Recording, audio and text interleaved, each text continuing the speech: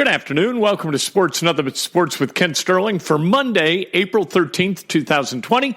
Brought to you by the great people at Today's Dentistry. Dr. Mike O'Neill still doing emergency dental work. If you have a dental emergency, call 317-849-2933. Absolutely the best at what he does. Let's talk about sports. Dane Brugler, he's got his 7-round mock draft up on theathletic.com. And if it breaks down the way he's got it for the Indianapolis Colts, Colts fans are going to be euphoric. He's got Jordan Love coming to the Colts at the 34th pick. Thinks that Jordan Love is going to drop all the way to 34. If that happens, I'm going to be absolutely thrilled because you would still have thought about taking him at 13, perhaps.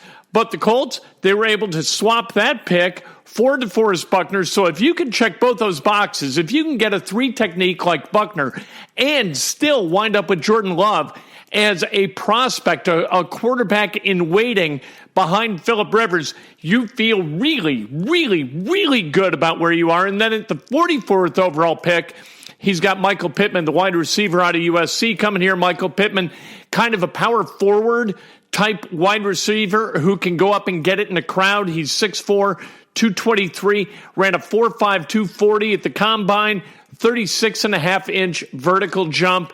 Michael Pittman, the son of former NFL running back Michael Pittman, he would look great in a Colts uniform. If they could get Pittman at 34, I'd feel good about that. Getting Pittman at 44, I am absolutely in love with that. And then in the 3rd round, they've got Adam Troutman of Dayton coming here. He's a tight end. That would be terrific, too. If you can check all 3 of those boxes in the first 3 rounds of the draft, and you're Chris Ballard, man, that's a home run on top of a home run. That's a grand slam home run, and then you get around the bases twice. That's the kind of home run that is. If the Colts can do that, just wonderful stuff. On draft night, we're 10 nights away from the first round, 11 nights away from when it's going to get interesting for the Colts unless they trade into that first round.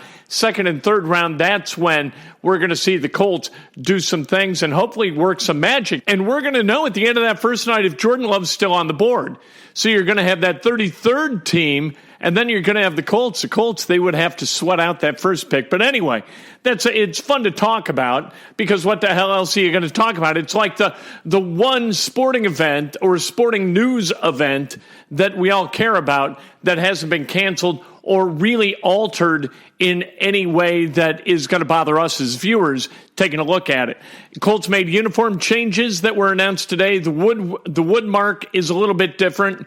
That traditional sort of vertical Colts is now more blocky, and then the numbers are a little bit more retro. I think that's fine. I think it's all good. The more it stays the same, the better I like it. I don't like, dicking around with uniforms a whole bunch, especially uniforms as cool as the Colts.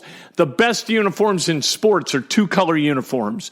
The Colts, one of the few teams with those. Others, like the Raiders, like the Yankees, those, I think, are iconic. I think the Colts have an iconic look and that they're not going to mess with that look. I am absolutely in love with because right now, like people in Atlanta, like they never get it right? They're dicking around with their Falcons jerseys again.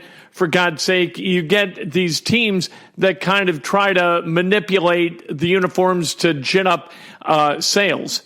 Right? Oh, hey, look, it's a retro look. Hey, look, it's a throwback. Hey, look. No. You know what? The Colts, what they got is really, really cool. I love it.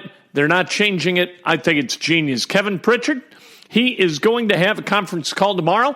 I'm not really sure what he's going to talk about. Maybe just give an update on the state of the franchise and what he thinks maybe about this 25-day plan that executives within the NBA are kind of throwing out there as a trial balloon. Here's the thing about the 25-day plan. I think it coincides with the beginning of May because Memorial Day is on the 25th. I think that is when they would like to kind of circle a date to begin play again and show us basketball on TV. Even if fans can't go to the games, having some kind of a meaningful sporting event on television is going to be a big deal, I think, for all of us. We've gone weeks without it, right about a month without it. I'm tired of watching horse racing. Horse last night, I'm not digging that either. Look, ESPN, I get it. You take a shot, see what something looks like, but this is just terrible. The production quality was awful, and then the subject matter equally bad. Paul Pierce, at the age of 79 years old, going up against Zach LaVine. Does that even make sense? For God's sake, of course Zach LaVine was going to wipe the floor with Paul Pierce, and I really don't care about why Paul Pierce has got a Celtics logo in his yard, and does that bother neighbors in Southern California? I just could not care less about any of that. News out of Chicago, Gar Forman fired today. He'd been the Bulls general manager for the last 10 years. John Paxson, he's moving to the senior advisor of basketball operations position, and there's bad news for the Pacers. Because as long as those two guys were in charge of the Bulls, you felt really good about the Pacers being better run than they were, right? So you didn't have to worry about the Bulls. Now, with competent management and leadership and some foresight as far as drafting and as far as free agent signings, you don't feel nearly as good, which is a shame. Gar Forman and John Paxson as a team, as bad a management duo as anybody in the NBA today, and both of them, one gone and one reassigned today. NASCAR driver Kyle Larson has been suspended by just about everybody. He dropped the N-word during a broadcast of a NASCAR iRacing event. You can't use the N-word. Even if you're a racist, you ought to be smart enough to know that you can't use the N-word during a broadcast. All right? You should know that you shouldn't be a racist. You should know that racism is just stupidity incarnate, right? But to be stupid enough to actually use that word in front of a microphone shows, number one, you're an idiot racist, and number two, you're just plain old idiot. So Kyle Larson, hopefully we have seen the last of him as a NASCAR driver, as an iRacing participant. Hopefully this guy is scrubbed from our consciousness and not allowed to profit in any kind of endeavor that requires popularity. We don't need a poster boy for racism driving stock cars, right? Driving in NASCAR. No, we do not. Hey, I want to ask you, I put this out in the field as a poll earlier this morning. At what point do you go back to being a fan and going to events? Is it when play resumes? Is it when you're vaccinated? Is it when everybody's vaccinated? Or is it never? And these results, this is with 600 votes, all right? 57.4% say when play resumes, they're comfortable going back into stadiums. That means that stadiums and arenas, ballparks, would be 57% full if these people are the only ones who return. When you're vaccinated, 25.5%. When all are vaccinated, 12.5%, and 4% say never. So there you go.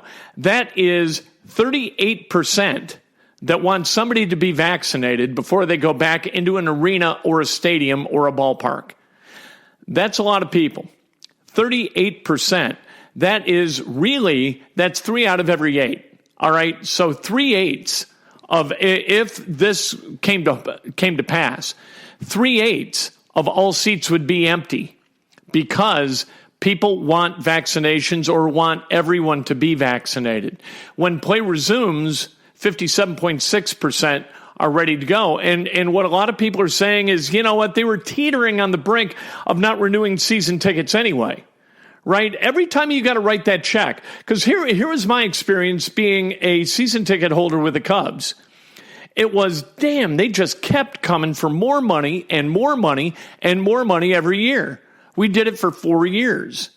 And every year it went up about 20%. And finally you're like, damn, you know what?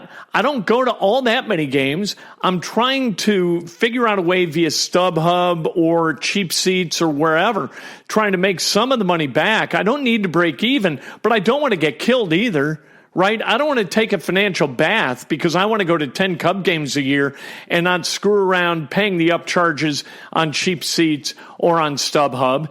So being a season ticket holder, it was cool. And it puts you in line for playoff tickets, which was absolutely key. But if the Cubs aren't going to make the playoffs, there's no way that I'm dropping that kind of dough to be a season ticket holder. And then you do really see how the Cubs just kept coming for more money and it's all about business.